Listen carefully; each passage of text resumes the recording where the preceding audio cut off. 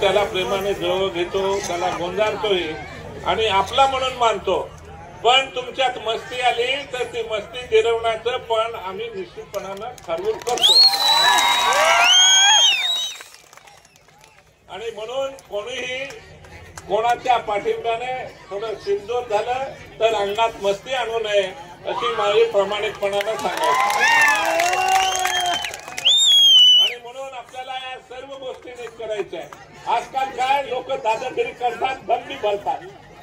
आता मी तुम्हाला सांगतो, आमच्याकडचा तो नंदुरबारवाला तो शिक्षकांना दम भरतो आणि सांगतो तुमच्या घरच्या लोकांना प्रचाराला पाठवा म्हणून सांगतो। पण हे पण सांगतो आमच्या त्या नंदुरबारवाल्यांना तुझी संस्था आहे ना, या वर्षभरामध्ये तुझ्या संस्थेचं बी काय होतं ते बी बघून घ्या। अरे त्याने काय केलं, संस्था होती जीती बापूजीची आणि जीती बापूजीची संस्था असताना त्याच्या स्वतःच्या घरचे नाव टाकले आणि स्वतःच्या घरची लिमिटेड कंपनी करून टाकले आणि दुसऱ्याला सांगतो लिमिटेड कंपनी आणि लिमिटेड कंपनी केली वरून मायनॉरिटी। दुसऱ्या कोणाचंही पोरा पोरीला नोकरीला लावता आलं पाहिजे मनाप्रमाणे। कोणाला इथले काही माणसं भेटत नाही, तिकडून घेऊन येतो मध्य प्रदेश मधून। आणि म्हणून आम्ही ठरवलं आहे त्याचे दिवस परत आलेले आहे म्हणजे।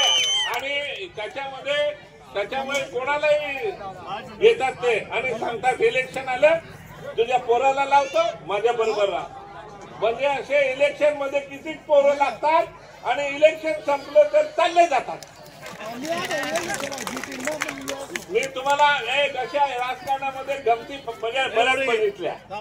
काय त्या धडगाव मध्ये कुळ्यामध्ये काय करतात, इलेक्शन जेव्हा आलं का आपल्या गाडीमध्ये नारळ घेतात, नारळ आणि गाववाल्यांना सांगतात त्यांच्या कार्यकर्त्यांना हा रस्ता मंजूर आहे, मंजूर नसला तरी मंजूर आहे आणि नारळ फोडतात।